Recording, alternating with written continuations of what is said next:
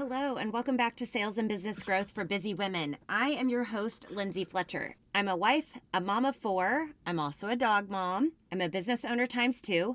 I'm a former top producing sales rep in corporate America, and I'm here to help you sell more, get time back in your day, and grow your business.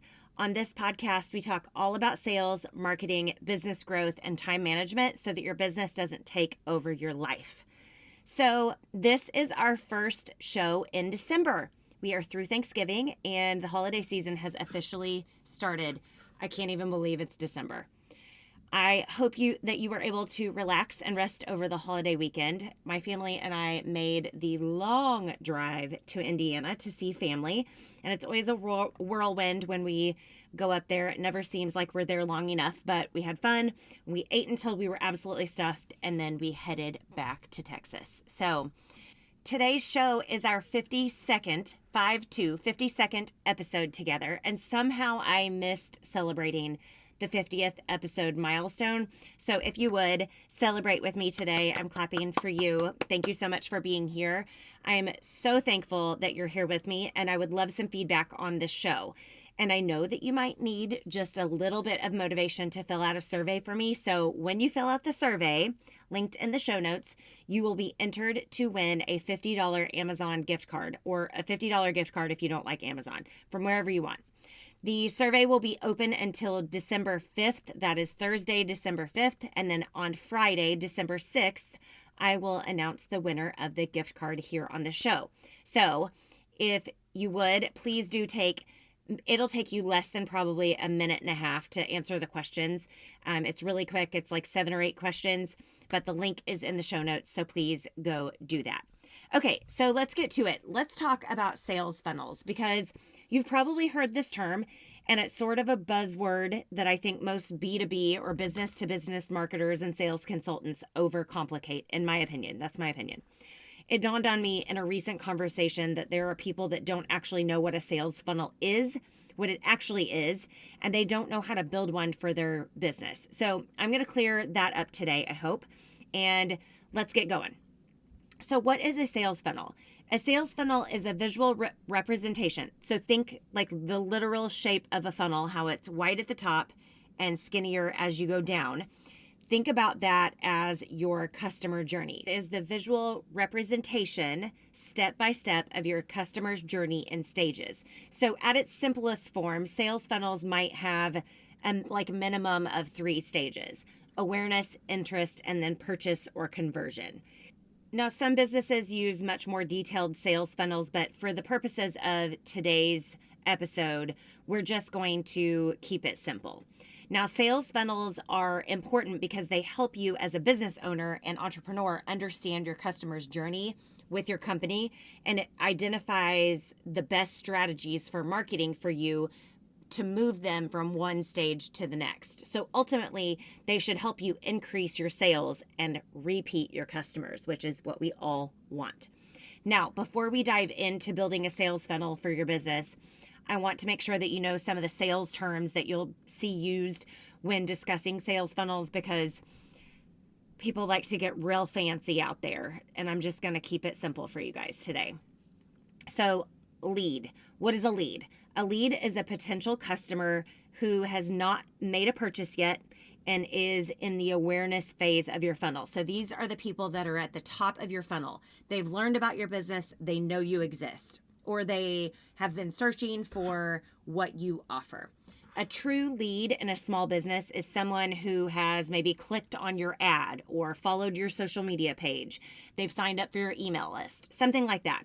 They've interacted with your business in some way, even if it was just minimally, like clicking on an ad or following your Facebook page, right? Now, some will segment leads even further into leads and prospects, with prospects being more interested in buying than just your leads. But for simplicity's sake, let's just use leads for this Sales 101 episode. Okay, second term, opportunity. This is a lead that you have identified as someone who could and should purchase from you, and you believe that you could close the sale. Now, if you offer multiple services, you may categorize leads into different categories, into different opportunities. Like this lead is more apt to buying in this category than another category, right? Okay, now at the top of your funnel is what we call lead generation. This is how you get someone aware of your business and engaged with your business, even if that engagement is minimal, like I said earlier. Lead generating activities might be something like social media posts and shares, networking, advertising online or in a local print magazine. It's how you get someone aware of your business and interested in learning more about your products and services. Now, when you're thinking back to the shape of the funnel, the widest part is at the top. That's where your lead generation is. That's where your sales and marketing funnel, that's where they enter in to your funnel. Lead generating activities. Now, lead management is once someone becomes a lead, then you'll want to manage their experience or their journey with your company and guide them through to becoming an opportunity. And then finally closing the sale, obviously. This part of the funnel, the middle part of the funnel, is called lead management. It's how you move them from awareness to interest, and then interest into eventually purchasing from you. Now, when you have a customer that has purchased from you, that is a closed sale. Now, you'll hear two different terms when it comes to closing. You'll hear closed won, and that's where the opportunity has purchased from you. And then you'll also hear closed lost, which means that the opportunity is no longer being actively worked on because they're no longer interested in purchasing from you. So they may have told you no, they may have ghosted you, or they may have purchased from a competitor, or they may have decided not to purchase at all. That would be a closed lost.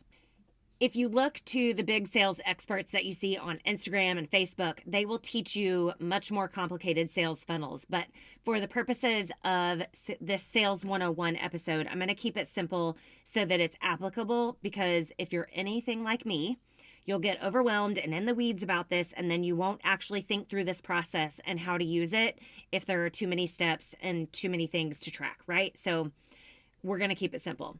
I think I've said that maybe 4 or 5 times now in this episode, but let's keep it simple. Okay, I digress.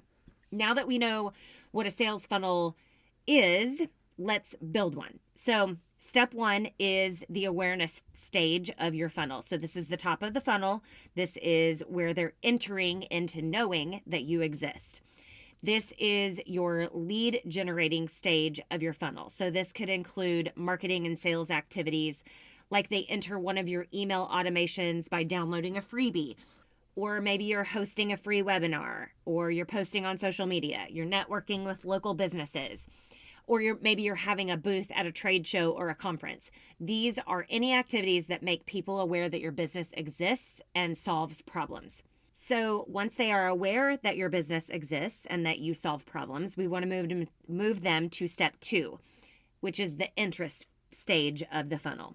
Once you have leads, it's important to engage them so that you can get into conversation with them and learn more about them. This is the stage where lead management starts. And this might include targeted ads on social media, following up after a free webinar. You can engage with these types of leads in the comments of your posts. This is where the conversation begins and you start figuring out which leads are actually opportunities. Now, not all leads will become opportunities. Remember, because from step 1 to step 2, that's going to narrow a little bit in your funnel. So not all of your step 1 leads from awareness are going to move into step 2, which are actually interested. They may have just learned that your business exists and then they check that box and move on. But the ones that are interested move to step 2. And that's where that kind of narrows. Then once we've got them interested in the product, then step 3 is building trust and confidence. Now, this is where your opportunities start to stand out. You'll not only build confidence and trust with the customer, but you'll also build confidence that you will close the sale with them. So then once we've built trust and confidence, then we move to step 4, which is asking for the sale or closing the deal. This is where they purchase. And this is the stage where your opportunities become buyers. Then in step 5 or stage 5, this is where we want to re-engage these customers. So we want to find out what they need or want next from us. This is where your customers become repeat customers or they start referring business to you. So, like their friends and their family and their neighbors. Now, this is a stage or a step in the funnel that a lot of people miss. So, repeat customers are the best kinds of customers because repeat customers do not cost you as much money as those that you're having to go get with your marketing efforts or your sales efforts. And again, as you move from step 1 to 2 to 3 to 4 to 5, each of those stages gets narrower and narrower and narrower because not everyone that's interested is going to end up being a purchaser or a buyer from your business. And they're also not going to, some of those buyers may not become repeat customers. It just depends on how you nurture that relationship. Okay, so here's your homework. I want you to think about the journey that your customer goes through from awareness all the way through purchasing and then how you can re-engage them. And then I want you to outline the stages and what triggers that your customer has to show you or has to have to move from one stage to the next in your sales funnel. Now, this will take some time to understand and get right, and you may have to adjust kind of what you're doing and how you do it.